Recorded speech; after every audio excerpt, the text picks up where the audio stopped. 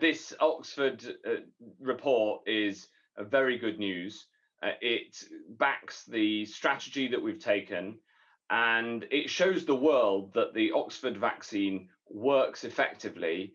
And the really good news embedded in it is that it not just reduces hospitalizations. There were no people in this part of the trial who were hospitalized with COVID after getting the Oxford jab, but also it reduces the number of people who have COVID at all, even asymptomatically, by around 2/3. This shows British science working extremely well, linked up with the NHS and the government effort.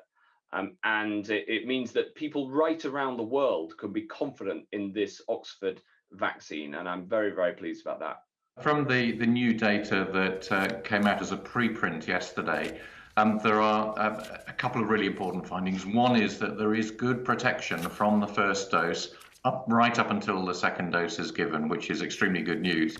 But also that in that period, we found that about 2/3 fewer people were PCR positive and therefore infected and at risk of transmitting onto other people. So that's a big reduction in the number of individuals in the community who would be able to pass on to others. That could have a really important impact in that it reduces the chances of someone who's exposed getting the infection, and if they don't get the infection, they can't pass it on. So it decreases the risk of transmission in the population.